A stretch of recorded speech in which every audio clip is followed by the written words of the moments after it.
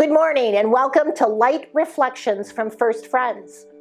We are glad you have chosen to join us for this virtual worship service and hope you find it beneficial to your spiritual journey.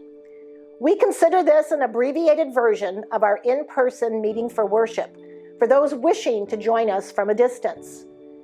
If this is your first time joining us, First Friends is a thriving, progressive Quaker meeting in the city of Indianapolis, Indiana. We consider ourselves a loving, inclusive, joyous gathering of people seeking to know truth under the leadership of God's Spirit.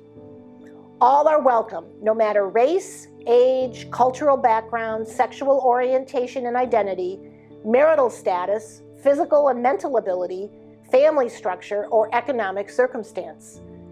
Our hope is that through this worship experience, you will discover our faith community is unlike any other, where silent meditation is as important as the spoken word, where we emphasize the importance of one's personal encounter with the divine, and where we seek to support one another as we discover truth together. Now we invite you to center down and enter this virtual worship space with us.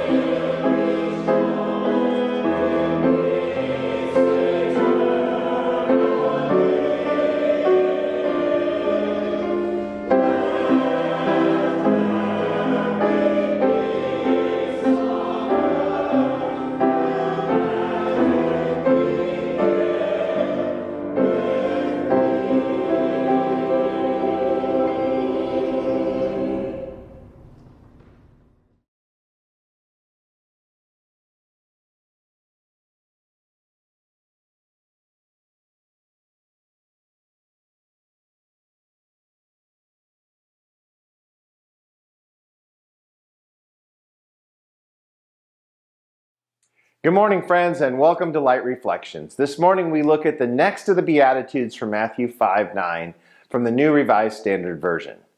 Blessed are the peacemakers, for they will be called children of God. Even though among Quakers this is one of the most quoted of the Beatitudes, it is also one of the more misunderstood passages in the Bible. Peacemaking itself is often misunderstood. Out in Oregon, our yearly meeting would celebrate Peace Month in January. And I helped write sermon prompts for the month that would focus on different aspects of peacemaking. What was interesting is that often when pastors, including myself, preached on peacemaking, we found it quickly made people uncomfortable. And thus, on occasion, we would describe that month as Peaceless Month. This is probably because many believe that peace is all about the absence of conflict, or trying to completely remove conflict from our lives. And if we are simply trying to live without conflict, well, good luck. Conflict is always looming and ready to rear its ugly head, and often when we're not expecting it. In the Beatitude for today, the word used for the blessed is peacemakers. I think what Jesus intended goes beyond the absence of conflict and directly to the core of being a peacemaker, which means to actively seek reconciliation. And before we get too far, we must also define reconciliation as bringing together those who were once divided.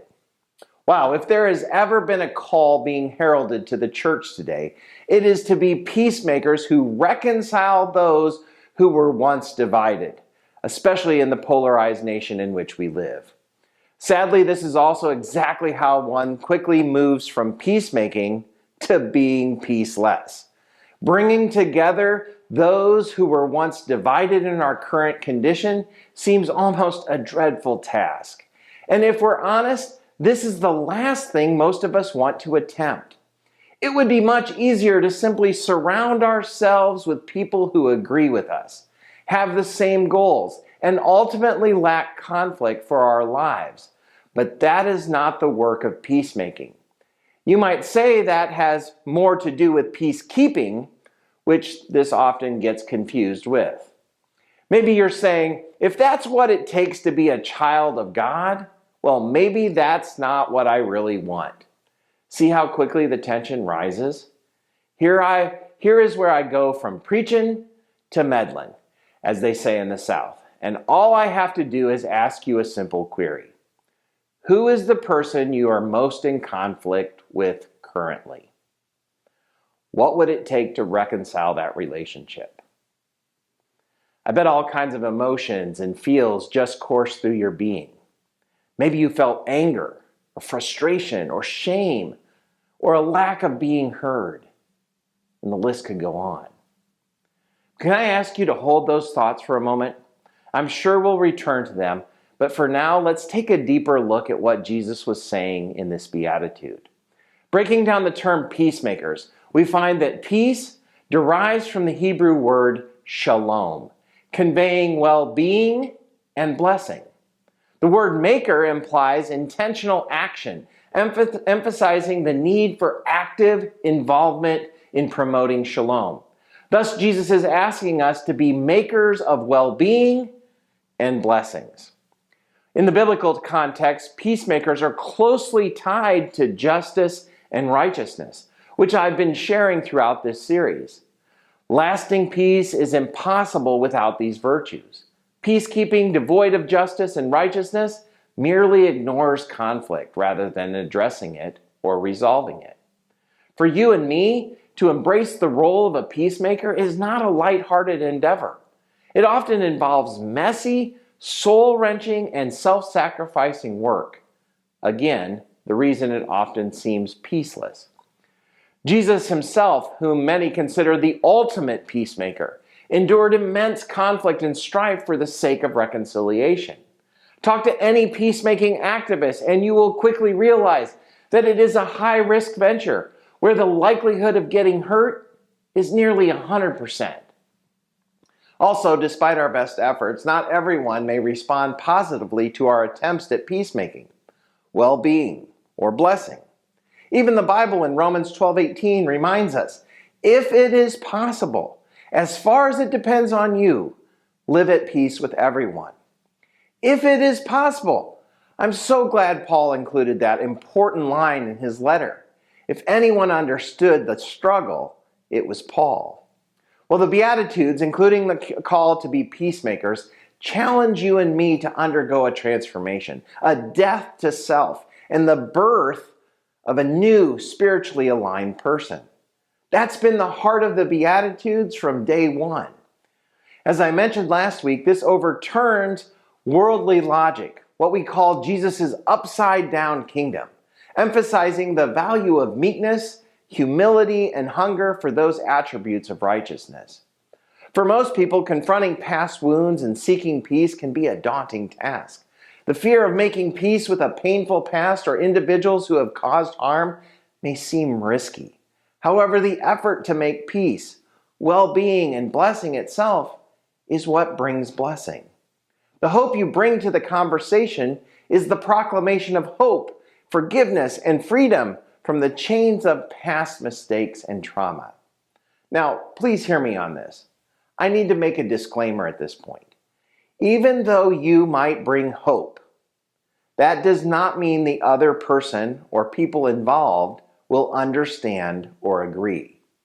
This must be first and foremost a personal hope, a personal forgiveness, and a personal freedom that you embrace. We would hope others would embrace this as well, but that is not guaranteed. The work is for us to do. I know that many of you in this room have uncovered wounds from past abuse, neglect, and betrayal. I've seen how deeply those wounds hurt, and I understand the fear of trying to make peace with your past or with someone who has hurt you. It's a high-risk endeavor. But remember, their response isn't what makes you blessed. Rather, it is your effort to make peace. It is the good news that you bring to the conversation. Good news that you are forgiving and therefore are forgiven. The good news that you can be set free from the chains of your past mistakes and trauma. It's the good news that regardless of how those who hurt you respond, you will always be a child of God. Remember Joseph in the Old Testament, despite being sold into slavery by his own brothers. He chose forgiveness and reconciliation, and all while he was in a position of power in Egypt.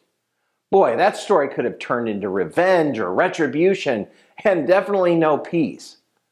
And he had no idea how his brothers would respond to his grace. But Joseph's story is a testament to the transformative power of choosing peace. And folks, it wasn't easy, and it took a long time for him to see hearts change.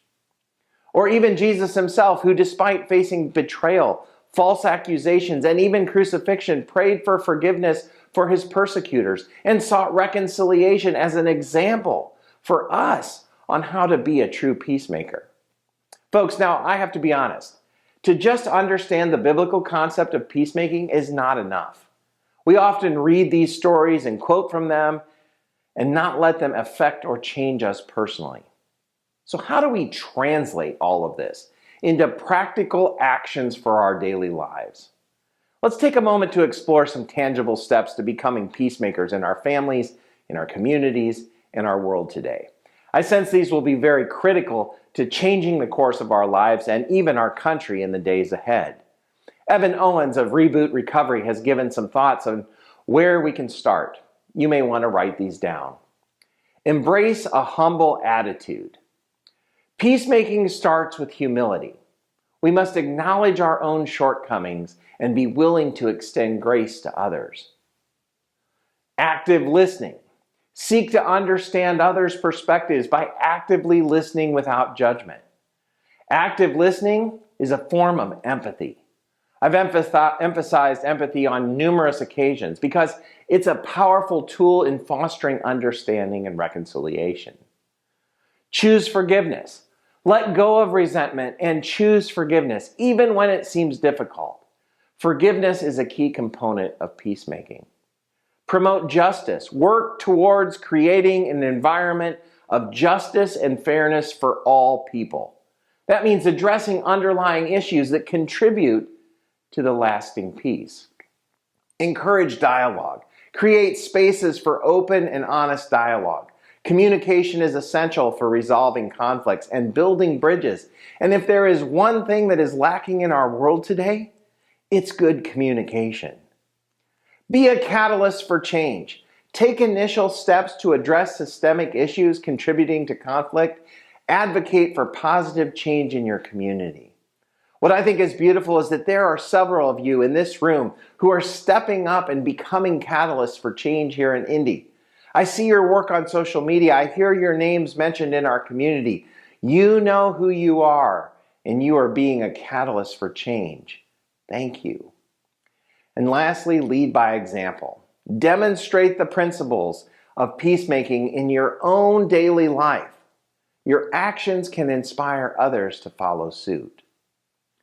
Well, finally, remember, blessed are you. Blessed are you for trying to make peace. Blessed are you for taking the first steps towards reconciliation. Blessed are you for forgiving those who have trespassed against you. Blessed are you for keeping no records of wrongs. For Jesus says these types of peacemakers will be called children of God. He ends the verse that way because as you work to make peace, you're reflecting the heart of God. Like I said last week, the heart of God becomes and is your heart. And then you can begin to see that same heart in those around you. Well, to close this morning, I want to leave you with a story and a poem. I sense it speaks to what I've shared in this sermon and our current condition in a profound way. The story and the poem are both titled The Bridge of Broken Words, and I believe it's a metaphor for our times. In a small, once harmonious village nestled amidst rolling hills, a chasm of discord had formed between the families of Anya, a fiery weaver known for her vibrant tapestries, and Luca, a quiet woodcarver renowned for his delicate sculptures. A bitter feud ignited by a misunderstanding long ago had cast a shadow over their lives, leaving their once shared laughter echoing only in the memories of the elders. Anya, with her sharp tongue and passionate spirit, often voiced her grievances, while Luca, burdened by his quiet pride, retreated further into his workshop, his wood carvings becoming more intricate and introspective, reflecting his inner turmoil. The village, caught in the middle, watched as the once vibrant tapestry of their community faded into a muted palette of suspicion and tension. One spring day, a devastating storm swept through the valley, causing the river to overflow its banks. The fragile wooden bridge connecting the two sides of the village was swept away, leaving the villagers isolated and fearful. It was then that Anya, realizing the gravity of the situation, took a bold step. She approached Luca, her eyes reflecting the storm raging outside, and said, "We need to rebuild the bridge, not just for the village, but for ourselves." Luca, surprised by her openness, agreed, and together they led the villagers in the arduous task of gathering wood and weaving new planks. As they worked side by side, sharing stories of their past, the unspoken wounds began to heal. Anya, used to expressing herself through her tapestries, started weaving a new piece, depicting the bridge being rebuilt, each thread symbolizing a step toward reconciliation. Luca, in turn, carved a delicate wooden dove, a symbol of peace to be placed at the center of the bridge. And when the bridge was finally completed, the villagers gathered, and Anya, with tears in her eyes, stepped onto the bridge, her tapestry draped across her shoulders, and extended her hand to Luca. He took it, his wooden dove clutched in his palm, and as they met in the middle, the once invisible wall between them crumbled. The village erupted in cheers, the sound of their united joy echoing through the valley, a testament to the power of reconciliation. And now the poem. Where once the river flowed, a chasm wide, words like stones thrown with bitter pride, Anya's fiery thread and Luca's silent carve, a broken bridge, a life to starve. But when the storm unleashed its wrath, they saw the need to mend the path. With hands that worked and hearts that spoke, a tapestry of peace, a bridge awoke. Each plank a step, each thread a plea, to bridge the gap to finally be free. The dove of wood, the woven art, a new beginning, a healed heart. Now where the river flows once more, no longer echoes the discord's roar. The bridge stands strong, a symbol bright, a testament to love's guiding light. Amen. Now as we head into waiting worship, take some time to further ponder these queries. Who is the person I am most in conflict with currently? And what would it take to reconcile that relationship? Where do I need to step out and be a true peacemaker in my circle of influence? And how might I help someone around me to know that they are a special child of God?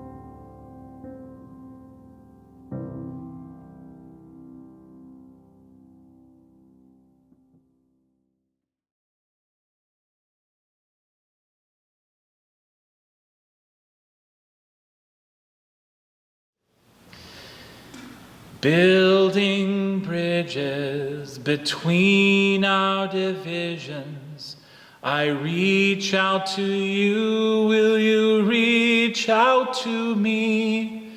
With all of our voices and all of our visions, friends, we could make such sweet harmony. Building bridges between our divisions, I reach out to you, will you reach out to me? With all of our voices and all of our visions, friends, we could make such sweet harmony.